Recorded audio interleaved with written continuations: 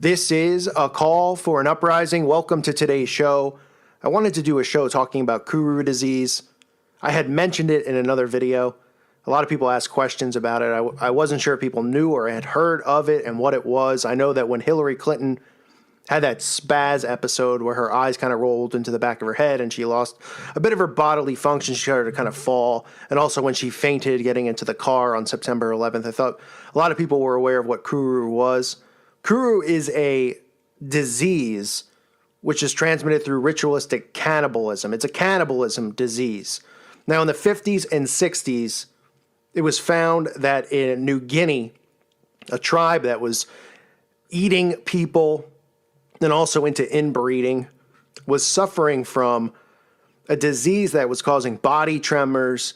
And pretty much what it is it's a disease of the nervous system that causes physiological and neurological effects which ultimately lead to death. Okay? And what you'll see is that it's very, very similar to what we see with Parkinson's disease. Parkinson's disease is a long-term disorder of the central nervous system that mainly affects the motor system, but the results are eerily similar. And let's be real honest with one another here. When we see diseases like autism and Parkinson's on the rise, we have to be aware of some of the stuff that they're putting in our food.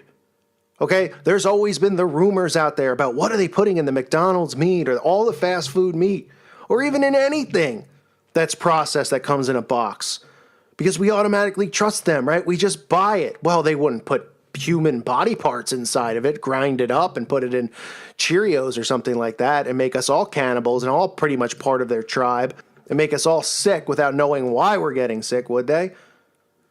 Well, think about it from that perspective. Because we see all these other diseases on the rise. Now, we know chemtrails are responsible for a lot of it as well, but I always talk about how it's the food and the poison in the foods that also lead to all of this, and then they keep these cures bottled up. But these Satanists, these occultists, they lust for blood. They do not only drink the blood of their victims, they eat them. And people hear that and they go, all right, this is going too far. That's because they've been desensitized. They think it's complete fiction because they're like, what is this, a zombie movie? What do you think all of these movies are out there for? What do you think zombie movies are all the rave for? Because they brainwash people into thinking it's cool and watching, oh, they're eating brains. This is what tribes used to do. This has been going on for a very long time. When somebody in the tribe would die, they would eat the body of the person. They would share it. And I'm going to leave a link up below. It's about an hour, maybe a little bit more than an hour documentary talking about how Kuru disease was discovered. Because this tribe out in New Guinea in the 50s and 60s were suffering. Nobody could figure out what it was. They thought it was sorcery and voodoo. Well, technically, it was linked to it. But at the end of the day, it was about ritualistic cannibalism. That they were consuming body parts of their family members following their death as a way of symbolizing respect and mourning. And of course, the brain was the most infectious organ enriched in the infectious agent prion. Women and children who consumed brain and viscera had much higher likelihood of being infected than men who preferably consumed muscles. So a lot of these women were eating the brains of these victims and the hands and the whole body. And it was part of a tribal ritual. And you'll see people in the documentary talk about it like it was no big deal. Yeah, we eat the brains.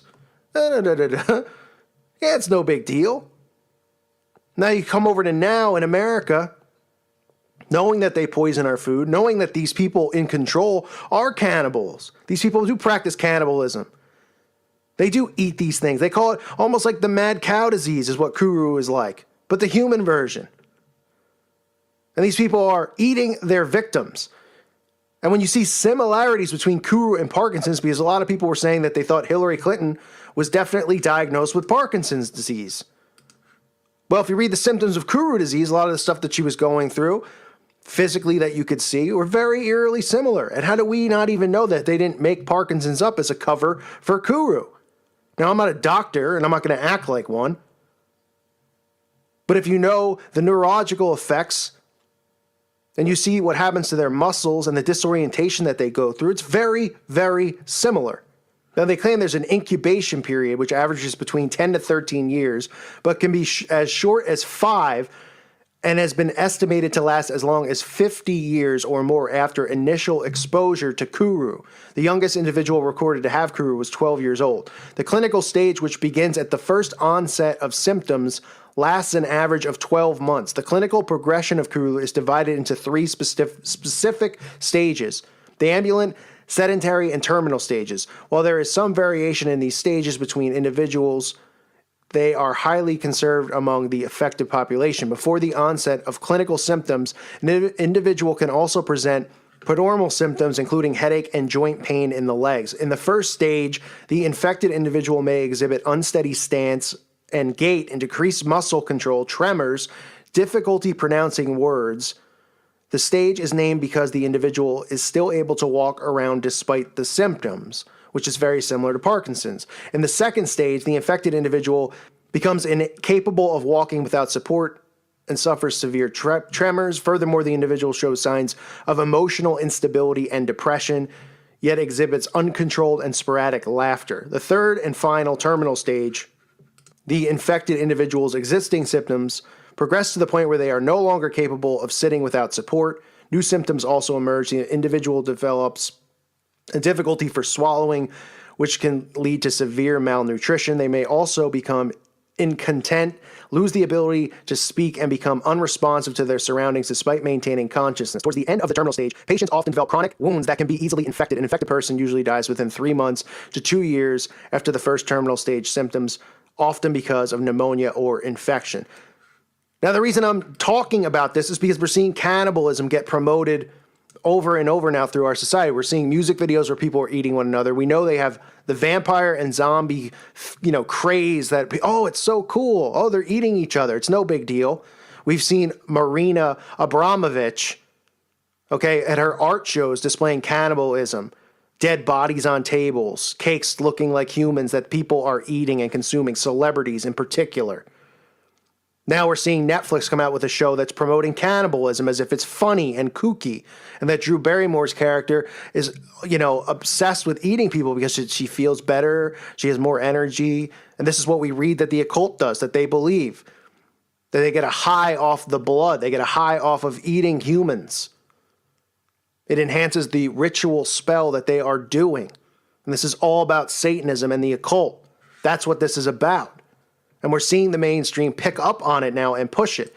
And I wonder about Kuru disease, because this is the cannibal disease.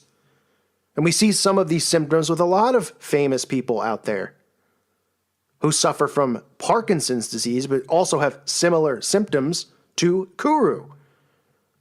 And we see the rise of autism, and we see the rise of all these other diseases and Alzheimer's and all sorts of things that just keep coming out of the blue. You got to wonder what they're shoving in our food.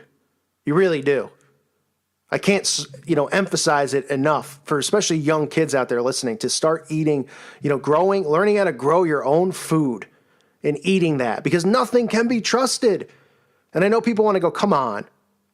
You can't go to the grocery store and get something? Can we really trust them at this point?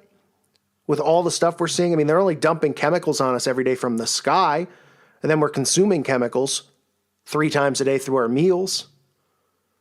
And we're seeing a rise in all of these diseases that involve people losing control of their muscles and their body function.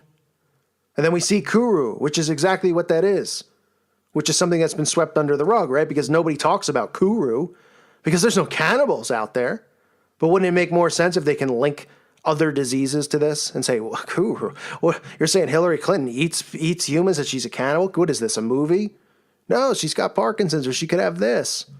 Or these other actors out there who have these, have Parkinson's. George Bush Sr. claimed to have Parkinson's. You don't think that he's a cannibal? That these people aren't practicing the same things these tribes practiced, these satanic rituals? So we need to be aware of these things. Now, like I said, I'm not a doctor, obviously, as most of you know who listen to this channel. But you can study Kuru for yourself. I'll leave a link up to a documentary on it, or you could just research it. Because a lot of people out there don't know there's an actual disease, cannibalism disease, that's linked to it. You're not supposed to eat other humans. God didn't intend people to eat people. These people go against what God says. They go against all of God's laws. and they mock us and they poison us and they continue to poison us. So we have to be aware of what we're putting into our bodies. We have to be aware of that there are diseases like this that have similarities to other diseases that they tell us are caused from various things. Oh, we don't know how this disease came. Yeah, why don't you start investigating the chemicals, the aluminum and stuff that you're dropping in the sky on us? Or the crap that you're shoving in our food where none of us can read the label and know what we're even eating. Oh, I'm eating Flabberskandingen? Oh, that sounds healthy. Sure, I'll have some more Cheerios. Give me a break. It's absolutely unbelievable what they've gotten away with. But remember, salvation they do not have. And those of us who believe in Jesus Christ, who listen to this channel, we have salvation through him. He died for our sins and gave us salvation. So for those of you who listen, who don't believe, I recommend you pick up a Bible and you seek salvation, because salvation can only be found through Jesus Christ. The only way to heaven is through Christ. The only way to our Father. I thank you for listening to today's show. God bless all of you and your families, and may peace be with you.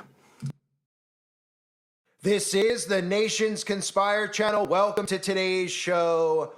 The Neuralink needs to become a topic that everybody discusses. People need to understand what this technology is and the fact that Elon Musk is behind it. I've mentioned recently how when I bring this stuff up to MAGA supporters, to conservatives, they don't know what the link is. Now, those of you who have followed my channel, it is the Nation Elon Musk is behind it. I've been on this platform, any other platform, which is a very long time. And what you have to understand about the Neuralink is the connection between the Neuralink, the brain-computer interface, and the mark of the beast. Because the Neuralink is something that is implanted in the brain. It allows your brain to interact with a computer, right? Telepathy in a sense. But what they don't tell you is it allows the computer to interact with your brain. What they also don't tell the public yet is that the Neuralink implant isn't necessarily an implant where they have to cut your head open and stick it in your body. In fact, they can inject it into you. And what most people don't know about the Neuralink is that there's going to be multiple, because remember, there's the illusion of choice. There's the illusion that all these things as you're doing are you making a choice and a decision. You're buying Samsung, you're buying Apple. Guess what? Both are owned by your own government. These are government weapons that they're getting people addicted to, thinking that they're buying these with their own free will. And in a sense they are, because they're bringing it into their homes. But if the government came to your door and said, hey, you got to have a cell phone. You can't live without a cell phone. You need one now. Nobody would have ever had a cell phone. In fact, when the cell phone first came out, people would have rejected it and risen up against the government saying, these are spying devices. I don't need this. I don't need a phone in my pocket around the clock. In fact, is this even safe in regards to radiation, right? So what did the government do? What does DARPA do? They create people like Elon Musk. They tell you that these are guys who are technologically advanced. These are corporations. These are Apple. They create this tech, and then you go out and you decide to buy it, whether it's the Amazon Echo, the iPhone, all this stuff that eventually enslaves you. What people need to know is the Neuralink is not alone. There's competitors like Paradromics. There's competitors like Synchron. And Paradromics I have not covered in the past, and I want to cover it because look at this article. Neuralink competitor Paradromics secures investment from Saudi Arabia's NEOM. That's right, read closely. Paradromics will also establish a brain-computer interface center of excellence inside of the NEOM. Now, for anyone out there, let's break this down. I'm going to break this down very easily for you, okay? So pay attention. The NEOM, if you don't know, is this massive prison that they're building in the middle of Saudi Arabia. They call it the Line. It's a giant prison cell where you live in small quarters, you work in small quarters, but you think that you're free. And of course, you're told that you're living there to help out the environment, and it's a beautiful place to live. They put trees in the in the lobby of your prison cell. So it's the illusion that you're free living in prison. Of course, you're in the middle of the desert, but they'll tell you it's a resort. They say, hey, for an hour a week, you could go out in the water on a boat and you could be living like you're on a resort, right? It's all an illusion. These are massive prisons that are being built out. They're prison cities where once you're in, you're never getting out. And even if somehow you could get past the technology and actually get outside on your own, there's nowhere to go because you're in the middle of the desert. You notice how the line in the image that you're looking at is a giant mirror, a mirage, because people won't even be able to find you out in the middle of the desert or NEOM. So let's look at this company that is working together to have a center inside of NEOM, because remember, these 15-minute cities, these smart cities are going to run through smart technology, right? And all that, seems to mean to people is like, oh, well, my phone is going to be hooked up to the internet and I'll be connected to the internet at all times, right? Through the phone. Yeah, you'll be connected, but you will be connected through a brain-computer interface. You, physically, your body will be connected, okay? That's what we're getting at here. So that's Paradromics working with Neom. And again, there's companies like Synchron, which is backed by Bezos and Gates. So you have Neuralink with Musk. Think about how the politics play into this, right? Oh, if you're anti-Musk, you're not going to get a Neuralink, but maybe you're pro-Gates and pro-Bezos, right? Because Gates and Bezos, the Democrats, seem to be perfectly fine with, right? And again, it just depends what day of the week it is because these people turn, they switch their politics, and then the people who loved Elon Musk for all those years now hate Elon Musk, right? Because they needed Elon Musk to play the role of conservatives so they can get conservatives duped into thinking that this guy is for the people while he's trying to get a brain chip inside of your body. So for anyone out there that doesn't know about Paradromics, here's a quick clip of what they're trying to do. A modem for the brain that enables your brain to connect through tech. Now keep in mind what they say because this is part of how they dupe people. That this technology is being created to help people with all sorts of disabilities, right? Neurological disabilities, Parkinson's, Alzheimer's, right? That's how they get you to accept this tech in our world. Because you say, well, somebody has Alzheimer's, that's the worst thing ever. I've seen it depicted in movies so many times. Oh, I couldn't imagine having to deal with that, right? So if there's a technology to help people who are living like that, then I'm all for it, right? Technology seems fun and safe. And keep in mind as they start telling you about that, how they start telling you eventually, this will be sold commercially for people out there. Because eventually the goal will be, after you find out all these fake propaganda stories about how people's lives have been changed from this, that it can better your life. That you who are tired and have anxiety and don't realize it's for all the chemicals dumped on you, for all the 5G towers around you. This will make you feel better. This could help you live longer. This could benefit all of us. That's the goal eventually. Listen how he goes from how this could help people with Parkinson's to eventually this will be commercial. The brain is a super fascinating organ. We have about 85 billion neurons, and every neuron is a million times slower than a computer chip. And yet the brain does incredible things. But what that means is that if you want to get data in and out of the brain, you have to be able to talk to a ton of different neurons simultaneously. And that's where the emphasis on building these high-speed, high-data rate devices came from. My name is Matt Engel. I'm the CEO and founder of Paradromics. Paradromics' mission is to transform otherwise untreatable health conditions and brain health into solvable technology problems. We're fundamentally building a medical device to serve unmet needs. And what that does is it allows us to connect to the brain and receive data from the brain. Those medical devices are prescribed by physicians. They're implanted in patients. The first patients to benefit from Paradromics technology will be patients who have lost the ability to communicate due to paralysis. People with ALS, spinal cord injury, who are trying to get back to normal communication with their families. But the same kind of device can also read out things like whether someone is depressed or whether someone's experiencing chronic pain. And so where we see the real clinical impact of BCI is that it's going to become a first line for many people with neurological health conditions. The Paradromics system involves implanting an electrode array on the brain. This implanted device generates data and requires power. And so that data is sent through this cable. Power is received by the cortical module through this cable. This cable then connects up to a chest-based internal transceiver. Now this internal transceiver is designed to be fully implanted so that there's no wires or ports from in the body to out of the body. And the way this is achieved is that power is wirelessly transmitted to this device and high throughput data is transmitted from this device to outside the body. The device does not require any charging. The one thing you would have to do as a user is go through a brief calibration routine to learn that mapping from electrical signals to intention. But once that mapping is learned, the system can be used. And what we know from existing research in this area is that we can sustain that use over days and weeks. I would expect that we would have commercial approval to sell the product no earlier than 2029. We see that the first 1 million people to get brain-computer interfaces are going to be getting them to treat severe medical conditions. I think there could be a different conversation 20 years from now, and some of those devices could also have consumer applications. But in the meantime, we're really focused in building safe, reliable, robust devices for people with physical and mental conditions.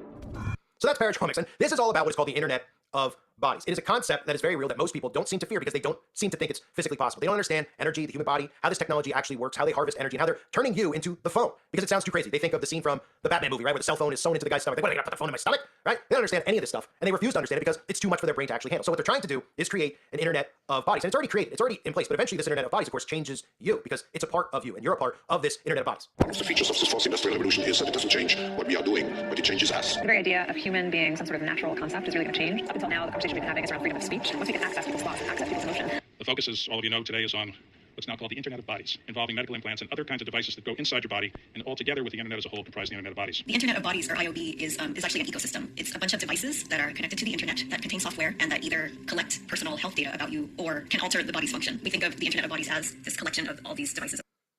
So of course you can listen to all that stuff and it sounds horrifying. And most people just dismiss it because they go, well, they're not going to do that to me, right? But they don't realize that all of these people like Elon Musk have been talking about how cell phones are going to go obsolete. I've been talking about it for a long time, right? We heard the guy at the World Economic Forum talk about the president, the CEO of Nokia, how phones will be obsolete by 2030. Elon Musk, smartphones will be obsolete. BCIs like Neuralink are the way forward, right? Tesla's wireless world system, turning the Earth into one gigantic dynamo. Ever see this image before? Most people don't know that we have free energy that is accessible to all of us, right? Most people don't think about it. They plug something into the wall and they don't think any further of how whatever's in the wall charges their phone. They just think that's how it is, right? That all homes come with it, and it's just something they don't think.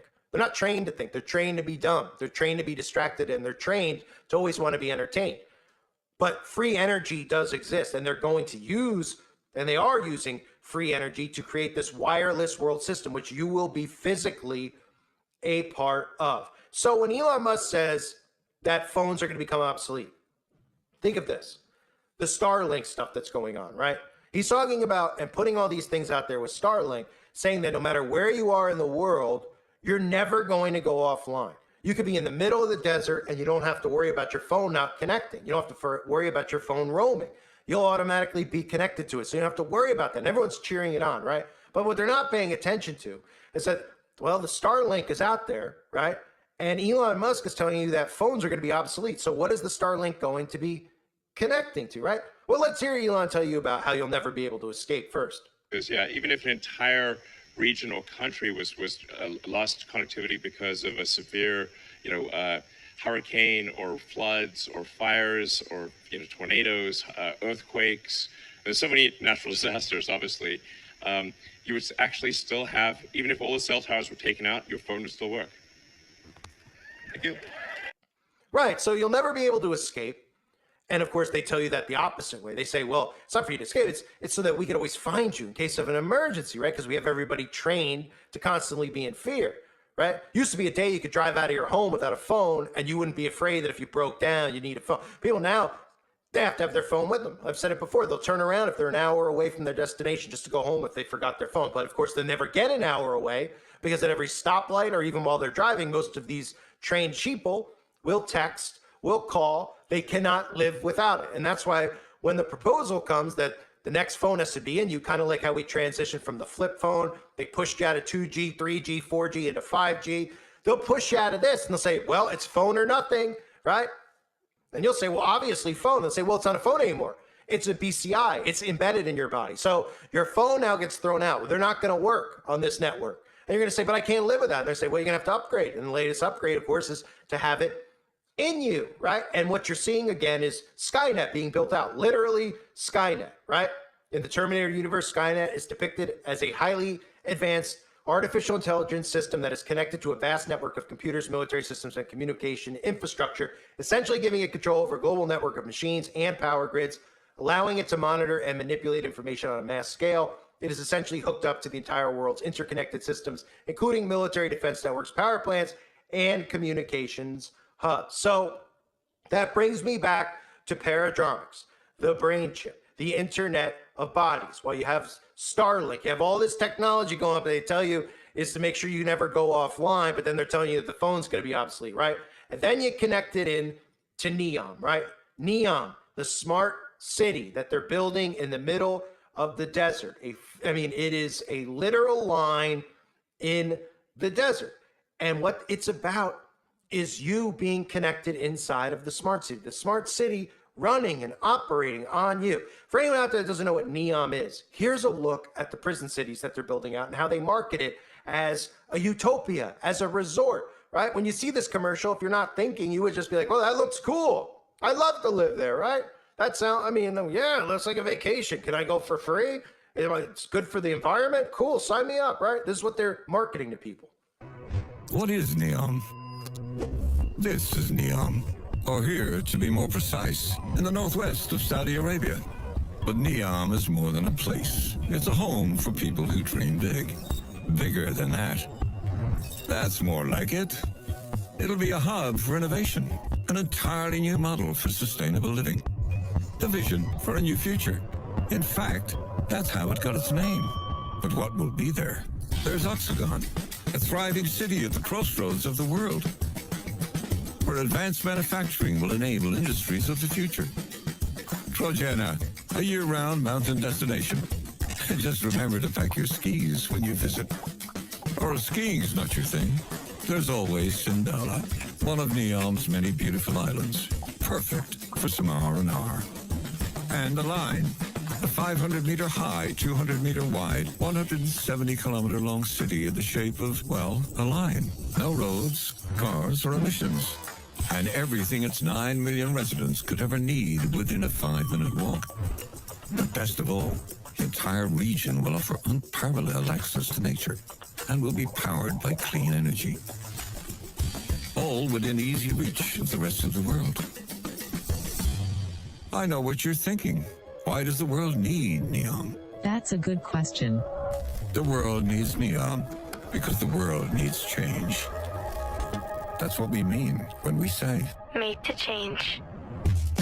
Neom represents a global opportunity for one, changing how the world does business by making the region a special economic zone, easing the way for entrepreneurs to blaze their trail. Two, changing the way we live our lives with preventative healthcare and the highest standards of livability. Sounds nice, right? And three, changing how we look after nature and our planet. Because without this, what use are 1 and 2? But how will NEOM achieve these aims, you may ask? Within NEOM are 14 sectors, spearheaded by the world's best talent. Each sector has been designed to advance technology and push the very limits of human knowledge. Imagine NEOM as a prototype for a better future. A future for all. One being built to last. Sound good? Great. So when the world asks, what is NEOM? You'll know to answer that NEOM's a place that'll change the way we live on this planet. Simple, really. So, of course, the majority of sheeple will see that and they'll want to go. They'll sign up for it. And, of course, we know they will in the future, too, when they do offer this to people and say that they can live rent-free, right? But meanwhile, the little connection there is that living inside of these places, right?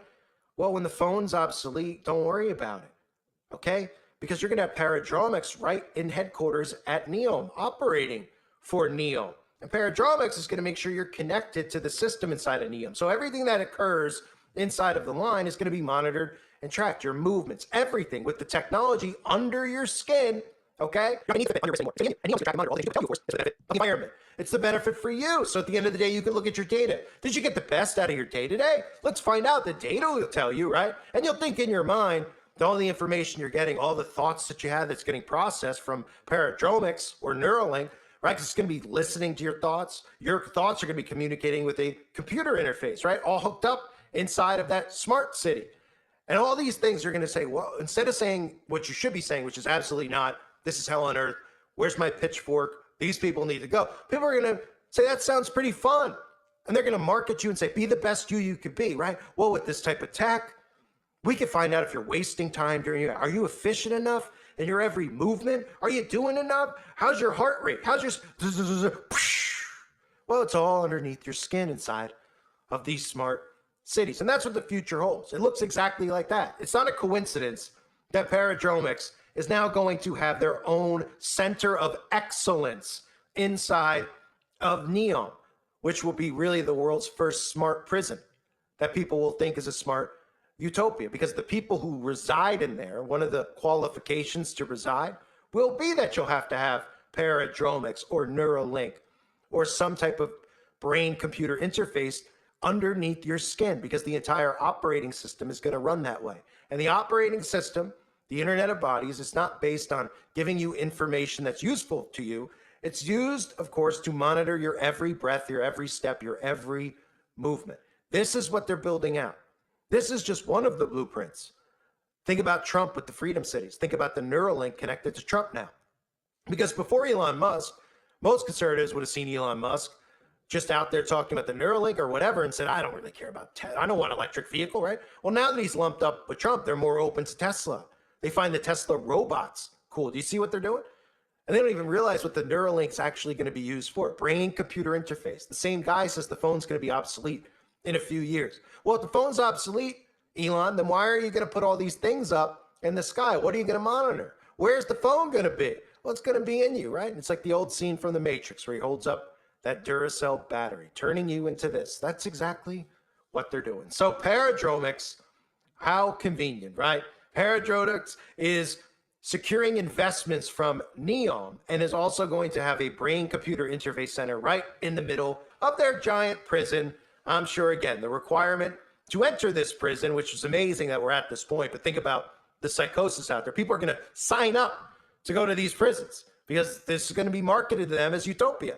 Oh, it's great. It's better than living where I live now. I don't have to pay rent. All I got to do is get a brain-computer interface in me. Right. And then there's no going back once you got that in you. This is the world we live in. Everything has been flipped on its head.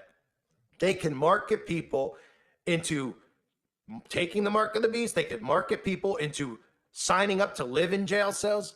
They could tell people out there that they have to take a shot that won't make them immune to a disease, but they need to take it anyway, and they'll still go and get it. We're living in the upside down. So Paradromics, another Neuralink company with a brain-computer interface, setting up inside of the world's biggest smart city prison. Irony? No. This is the way the world's going to be moving forward. You're going to be connected to the grid. You, physically. I thank everybody for being here. Hope you're all doing well. God bless you and your families as always.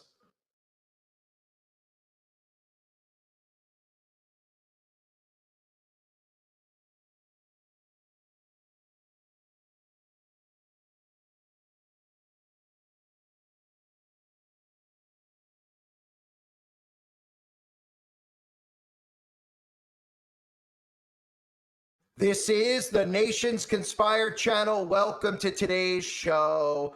Another day and more predictive programming, more of the same exact Hollywood movies that reveal the same exact government plot, the same exact government conspiracy that we all are trying to expose day in and day out. And part of Agenda 2030 is going to require some type of cyber attack that takes us all offline for a temporary period of time. And of course, this ties in to that great reset theory where once we're all offline and come back online, you could expect those bank runs and your bank account to be reset to zero. And of course, many people out there think still that that's a conspiracy, but much like all of us who were talking before 2020 about what to expect because of all the things that they showed us, that they told us, because people like myself and others listened to what they were talking about at all of these globalist meetings that they attend.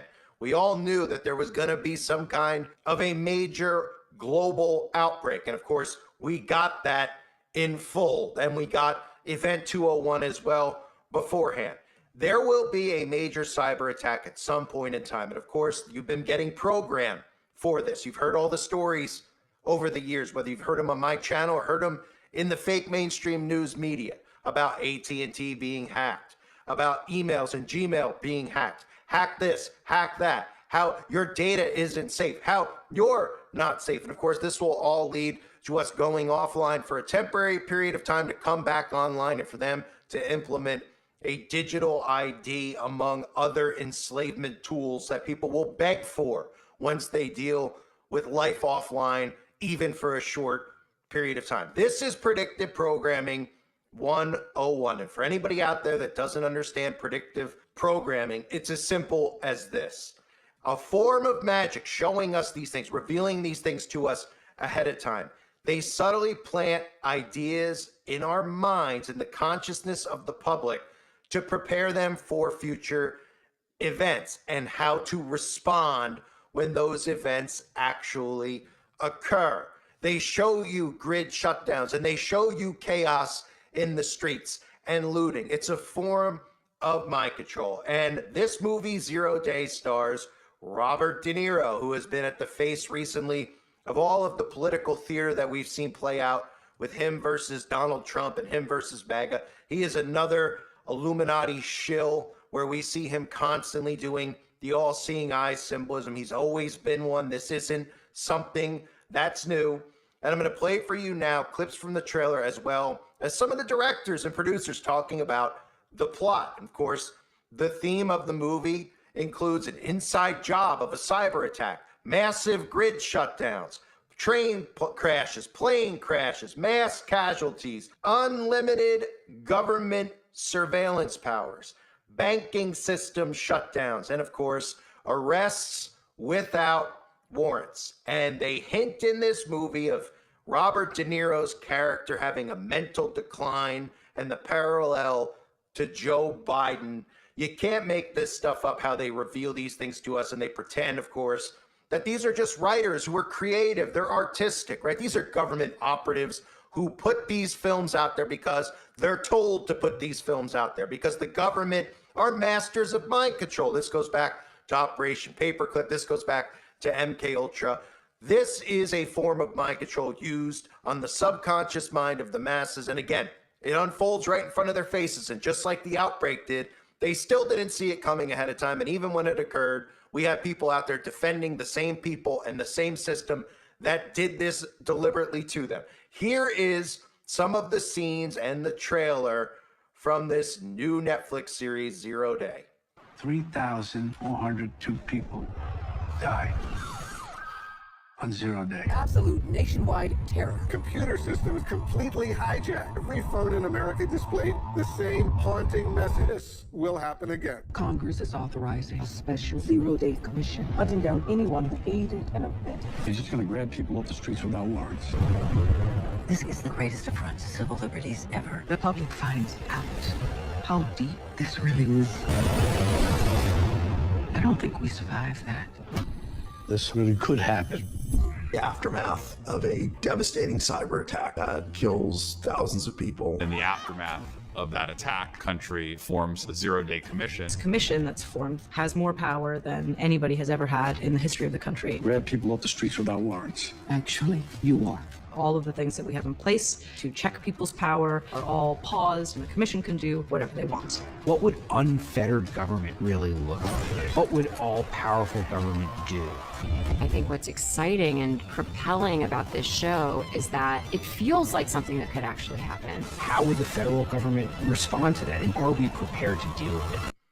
And of course, after many people have seen this, they say, could the plot of Netflix's Zero Day actually occur? I mean, you even hear some of the actors and actresses and the directors and producers talking about what's so neat about this show is the fact that this could happen in real life. Yeah, that's real neat. It's real neat to know that we can't trust our own government. Of course, none of us should. And it's real neat to know that this could happen in real life, which again, it's not going to be a coincidence when it happens because you're being programmed into accepting it when it happens. And you've been getting programmed, like I said earlier, for years and years and years to believe that when a cyber attack occurs, that it's some guy wearing a hoodie who is in a factory somewhere in China or in Russia, right? All the images you've seen of a guy in a mask, an anonymous mask, or just a hoodie with no face. That's the programming to convince you that when it occurs, that it could just be some random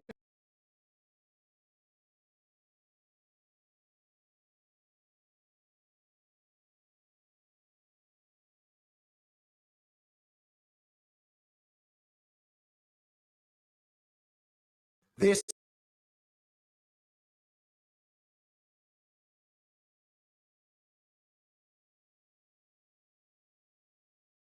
is the Nation's Inspired Channel.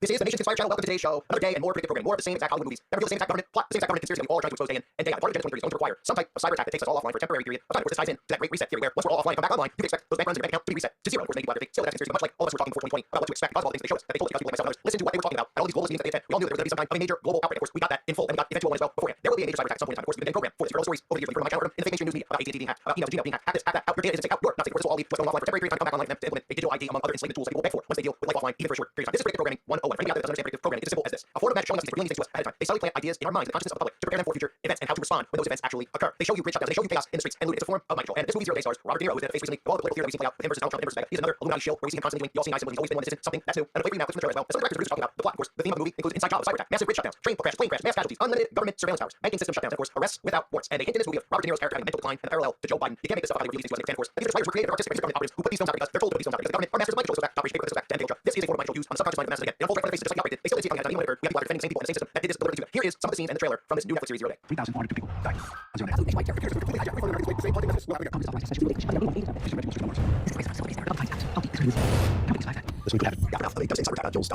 Attack country forms a zero-day commission. Missions form power than any other industry. All the things in place to check people's power to all pause. Commission to do what it is. What unfair government really looks like. What would all power government do? What's exciting and propelling about the show is that it feels like it's actually happening. How would the government respond to that? How would we prepare to do it? Of course, after many people have seen this, they say, the plot of Netflix's Zero Day actually. You hear some of the actors and actresses and directors talking about what's so neat about the show is the fact that this can happen in real life. That's real neat. It's real neat to know that we can't trust our own government. Of course, it's real neat to know that this can happen in real life. Which again, it's not going to be coincidence when it happens because you're being programmed to accept it when it happens. You've been programmed, like I said earlier.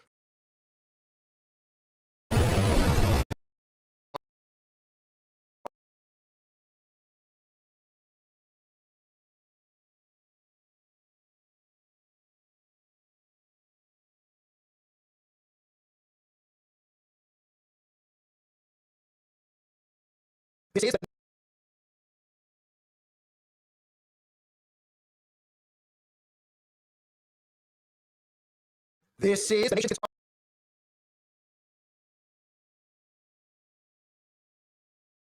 This is the Nation's Inspired Channel. Welcome to today's show. Another day and more predictive programming. More of the same exact Hollywood movies that reveal the same exact government plot, the same exact government conspiracy that we all are trying to expose day in and day out. And part of Agenda 2030 is going to require some type of cyber attack that takes us all offline for a temporary period of time. And of course, this ties in to that great reset theory where once we're all offline and come back online, you could expect those bank runs and your bank account to be reset to zero. And of course, many people out there think still that that's a conspiracy, but much like all of us who were talking before 2020 about what to expect because of all the things that they showed us, that they told us, because people like myself and others Listen to what they were talking about at all of these globalist meetings that they attend.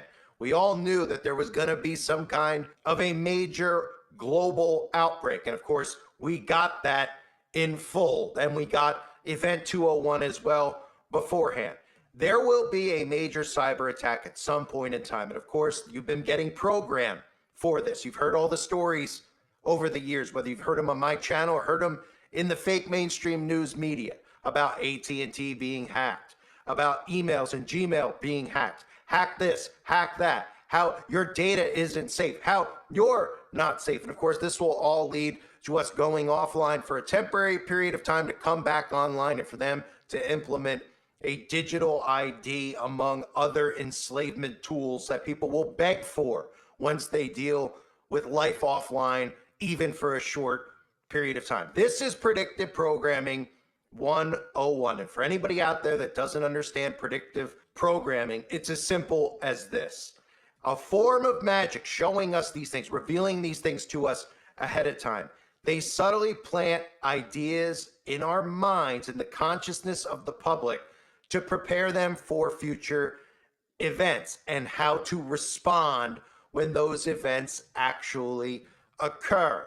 They show you grid shutdowns and they show you chaos in the streets and looting. It's a form of mind control. And this movie, 0 Day, stars Robert De Niro, who has been at the face recently of all of the political theater that we've seen play out with him versus Donald Trump and him versus MAGA. He is another Illuminati shill where we see him constantly doing the all-seeing eye symbolism. He's always been one. This isn't something that's new.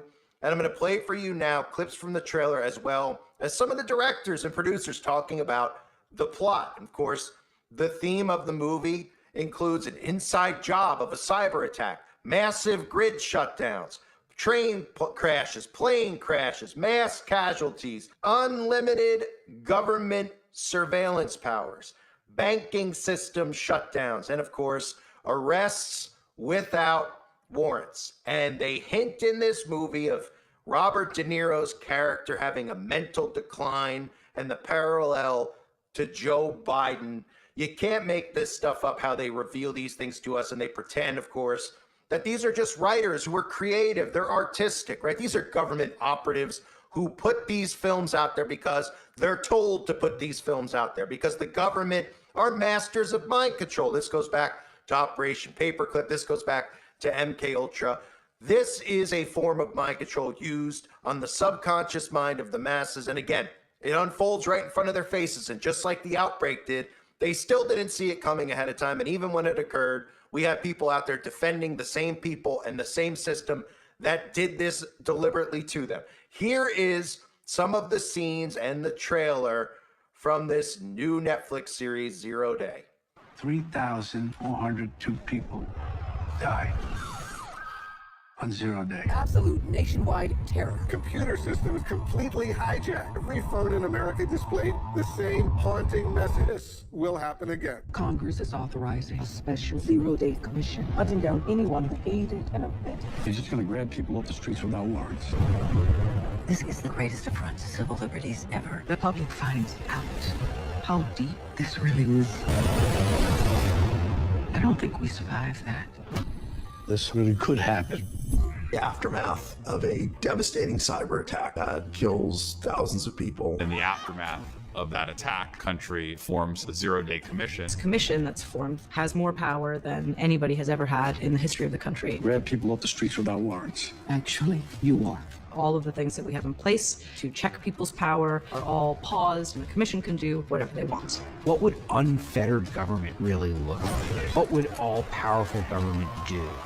I think what's exciting and propelling about this show is that it feels like something that could actually happen. How would the federal government respond to that? And are we prepared to deal with it?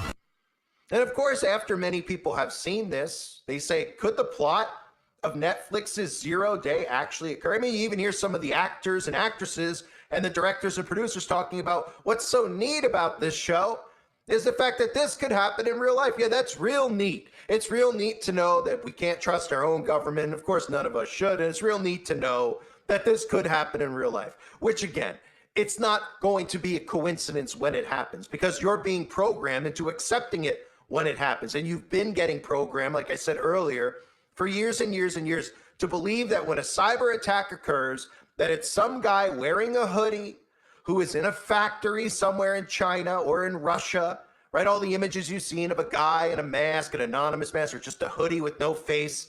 That's the programming to convince you that when it occurs, that it could just be some random person who has the ability to hack into the government's entire infrastructure and take it down. And of course, you would think that this would be the top priority of the government, knowing how weak our infrastructure is, but the government is sabotaging our infrastructure. So they tell you that we're vulnerable to cyber attacks. They tell you that we're vulnerable to a power grid shutdown, but they don't do anything about it, right? And that's all, of course, done by design. So all the articles that are out there about the plot of the movie, could it actually come true?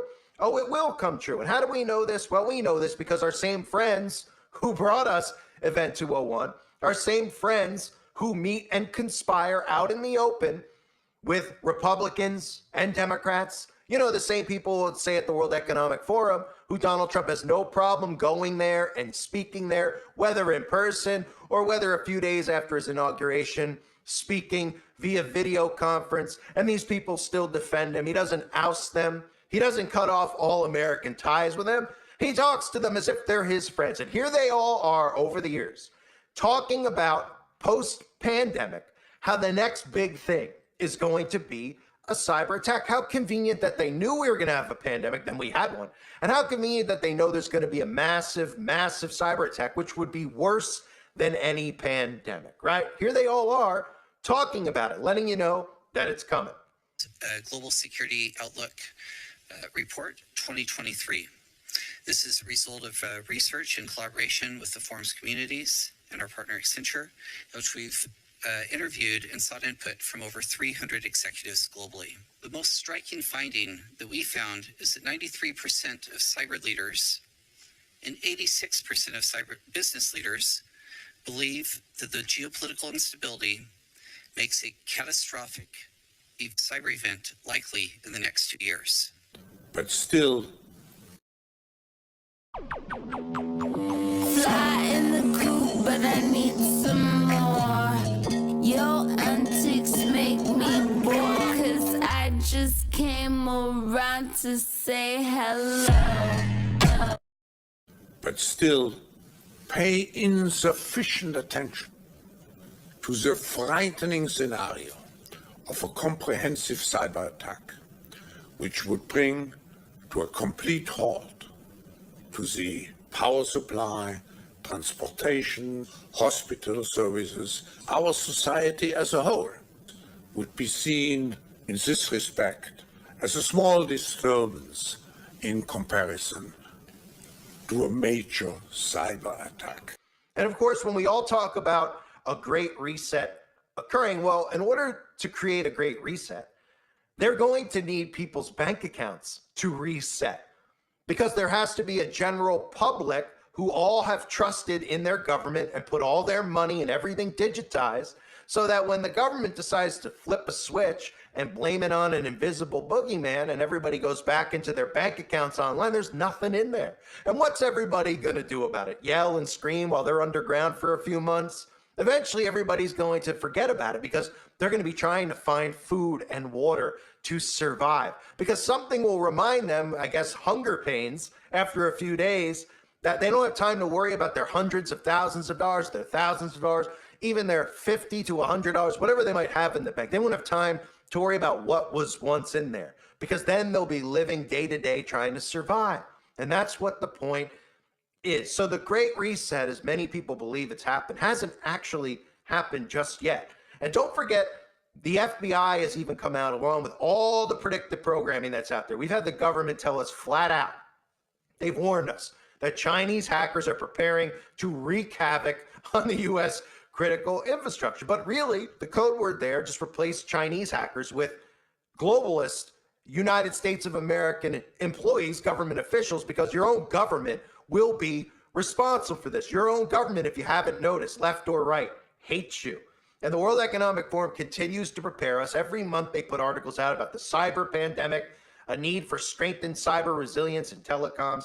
And how many films have we seen like this film that I just showed you the trailer for, Zero Day, or this TV series, Zero Day, Netflix series, whatever they call them these days, right? Where it's all about grid shutdowns. Once they hit a cyber attack, everything goes offline, right? Planes fall out of the sky. We've seen it a million times.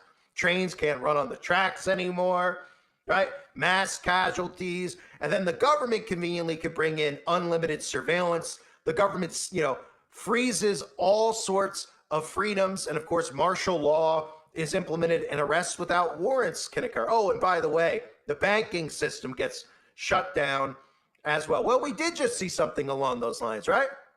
Leave the World Behind. Anyone remember this movie? Leave the World Behind was very popular about a year ago. Do you think that the people who made this film, Zero Day, had any idea? Did they not hear about Leave the World Behind? Because, I mean, while it's not verbatim to a T, because one was a movie and one is a series, so there's more episodes, it's very similar with what the world would look like, the chaos that would ensue if there was a mass cyber attack, right? And of course, who is one of the producers on the film? Well, Higher Ground, that Freemasonic logo that you see, and who's behind Higher Ground Productions? Well, Barry Soetoro, Barack Obama, and Big Mike. They're two of the producers, but don't worry. The media out there has said, look, yes, President Obama gave notes on Leave the World Behind, but no, there's no conspiracy theory at all. He just randomly was involved in this film that was about shutting down the entire United States of America, taking it offline completely, right? We all remember this image. We've seen it over and over of this cyber attack across the U.S. that they aired in the trailer. Let me just show you the similarities between Leave the World Behind and Zero Day so you can understand predictive programming, because they're pretty much identical plots.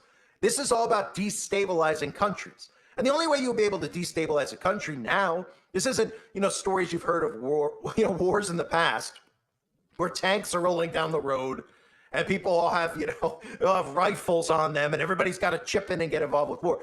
We've gotten so dependent on technology that it runs our day-to-day lives. And that's what the government's done by design.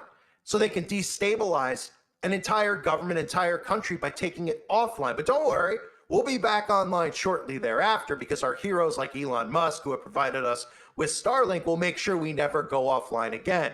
But it won't be about connecting your phone, of course, to Starlink. It'll be about connecting you to Starlink because you will be a part of the Internet of Bodies. But nonetheless, Death to America was the theme from Leave the World Behind, and they gave you a full-on blueprint of how easy it would be to destabilize a government. I'm flying middle of nowhere, dropping off thousands of these. I have no idea what it says. Death to America. What? Death to America. But this part, it definitely means death to America. It's happening here, it's happening everywhere. We need to get to that bunker Danny told us about, and we need to get there now. You know something? I had a sneaking suspicion, but I wanted more information first. All the signs were there, sure, but I don't want to scare anyone. Call me crazy because it is crazy. It would have made more sense if we were on the brink of an all-out invasion.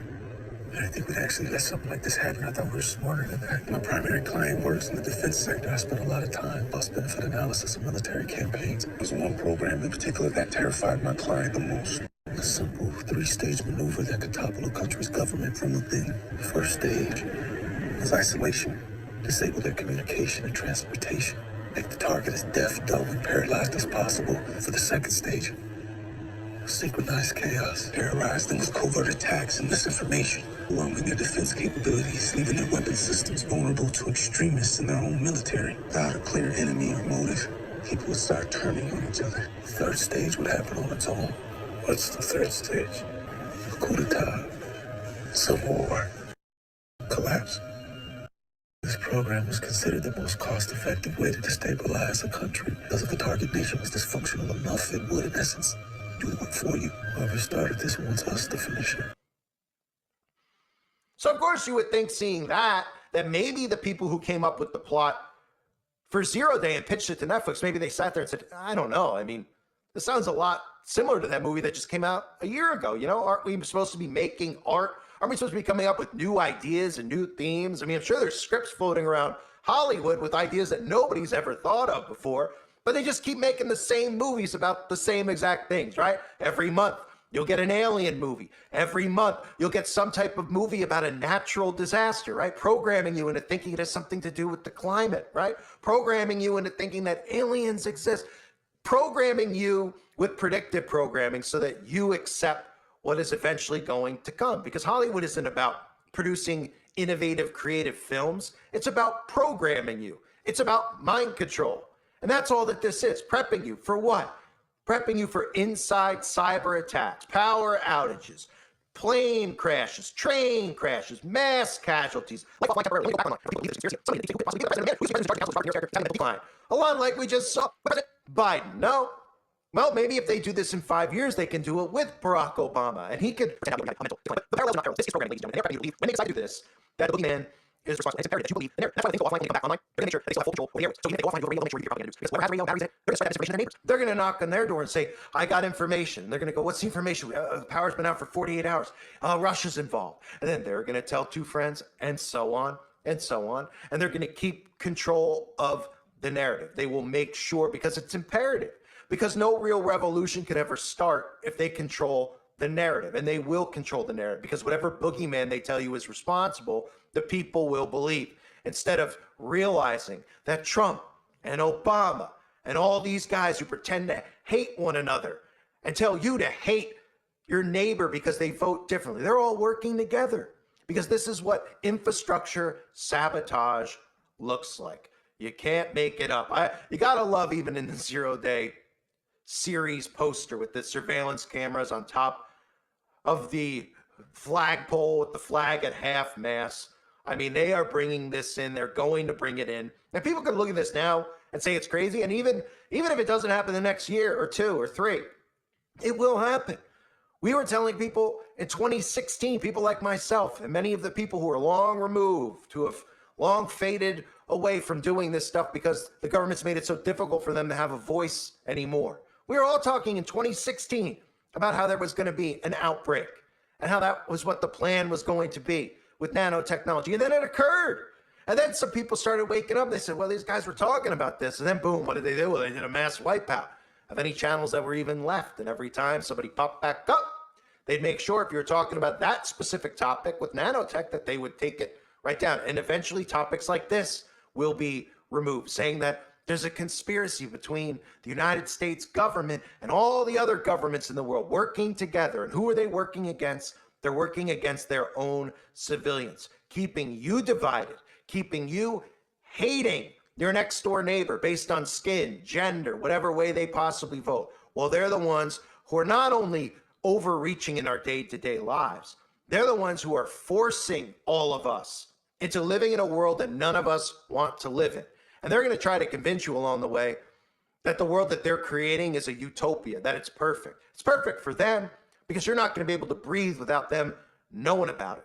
And that's what they're bringing about. And a major cyber shutdown, a major grid shutdown is all part of it for digital ID and for this infrastructure to be permanently in place where there is no more fraud, they'll tell you. The only thing that'll be hackable, of course, will be you because your genetics will be hacked. I thank everybody for being here. I hope you're all doing well. God bless you and your families as always.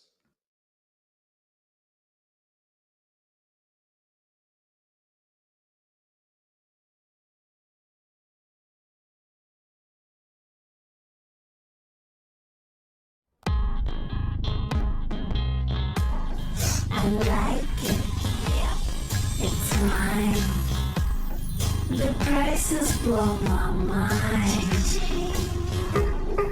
I feel so rich. I feel like a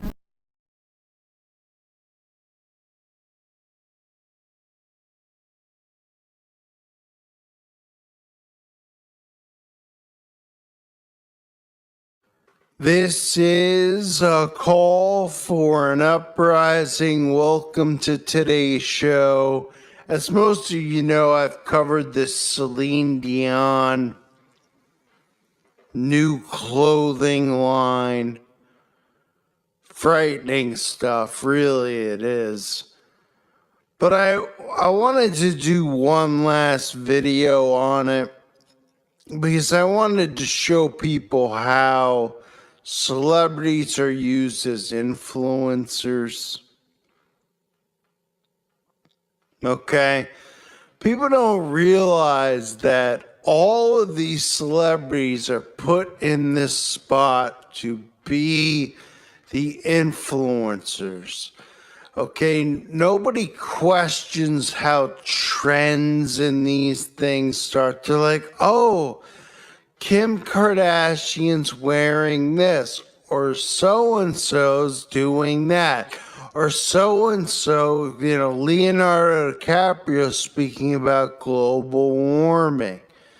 These are all influencers because people admire and look up to the celebrity,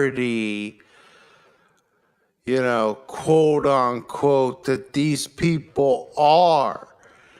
And that gives influential power over the masses who look up to worship them. You'll see the comments in many of the videos, not just that I do. You go to any channel or anywhere, or even go to their own channels of celebrities with their music videos, and people are literally drooling on them. I just died and went to heaven because Katy Perry released a song about farts. Oh my goodness, what are we gonna do? Oh my goodness, Beyonce has a new song. I should cut my wrists because I love her so much. I mean, that's literally stuff that's going on because these people are influencers. And I've said many times over, all the things that we're going to see occur from these, the Baphomet agenda here with the gender, stuff, to the microchip.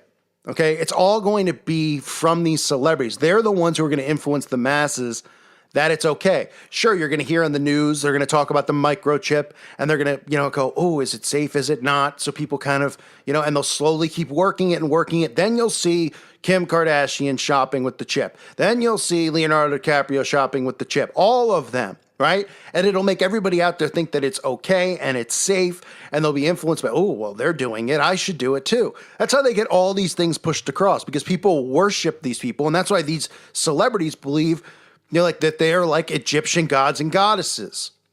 They truly believe that. And I'm sure, the majority of them are related to, ancient Egyptian kings and queens. We know that they all control the bloodline. So these people all truly do believe that stuff. Okay. And that's why you see, like Whitney Houston's funeral with the sarcophagus or whatever you call those things, the Egyptian tomb sitting outside. Right? They believe they're gods and goddesses walking among. They're all just, they all have the same, beliefs, right? They all believe that, they all want to dress their kids in this stuff. None of them are coming out and saying, this is a little weird. No, right? This is all part of the New World Order plan. So you'll see Kourtney Kardashian,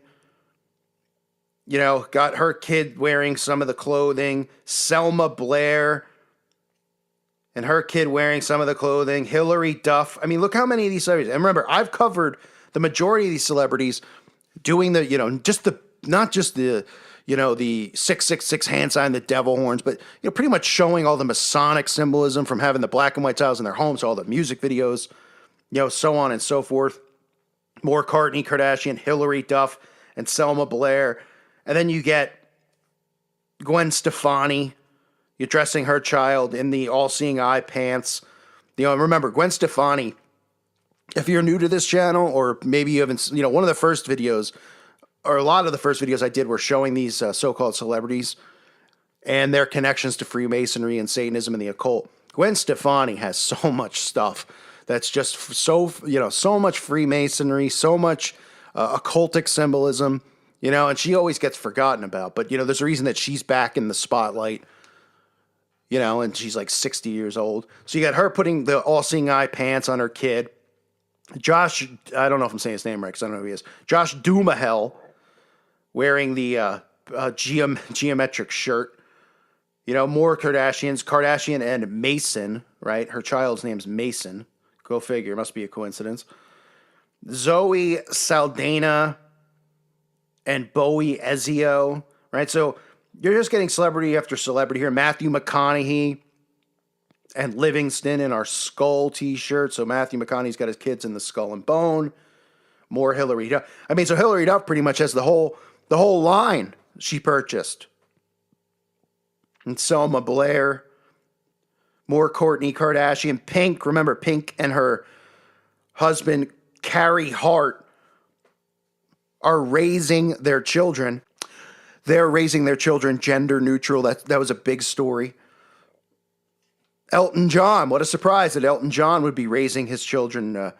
With Zachary. I didn't even know Elton John had kids, which is just, that's scary. Elton John's got a special place in hell. But Elton John with these children, got them in the Skull and Bones. Ben Affleck. So these are, big time A-list celebrities that all just happen to get together. No, not to get together. They all just coincidentally saw this fashion line that had pentagrams, all seeing eyes. And they said, I love it. It's such a good fashion move. No, what happens is they're told to do these things. They have handlers, okay? These people are in the occult as well, but they have handlers and they say, listen, you're going to be dressing your kids in the new line because we're going to be getting people ready for the gender neutral clothing and all this stuff. And they're all on board, right? Because look how many of these are A-list type of people who are, extremely rich, extremely famous, extremely known. Jennifer Garner, right? More Gwen Stefani, Kourtney Kardashian, Naomi Watts, dressing her kid in the half black, the Masonic duality crap. Liv Schreiber, dressing his kids in it. I think his kids actually might be with Naomi Watts. I'm not even sure. Hillary Duff again. More, over and over. Like how many, Hillary Duff pretty much has bought everything from the clothing line, right? She just loves it so much. Same with Selma Blair and Gwen Stefani, right? No, because they give them this stuff. They go, here, we're shipping you a box of all this, gender neutral stuff. You're going to dress your kids in it. And the paparazzi are going to take pictures of you in it. Okay. And it's just going to be, they're going to be in magazines and then people are going to see it and they're going to go, oh, what are they wearing? And it's going to say below what they're wearing and people are going to want to buy it for their own kids. That's how it works. They influence that way without saying it. Fergie, demonic Fergie doing it, right? More of Liev Schreiber, J-Lo, Steph Curry of the Golden State Warriors. It's unbelievable. This is how the Masonic order works. You get this guy, Scott Disick, who nobody knows what this guy's famous for, on some private jet, dressing his kids in it. Kelly Rowland, right? More Fergie. You get this guy, Peter Dinklage. Don't even get me started. Victoria Beckham got the kid in the no shirt. Right? More Naomi Watts. Kourtney Kardashian. So it's the same enablers, really, but then you get some others. Heidi Klum, right? Halle Berry. A lot of people just coincidentally stumbled upon this. Jordana Brewster, no clue, but who that is. All right, here's another one. Ashton Kutcher, who, a guy openly wears his Freemasonic hat out in public to Laker games.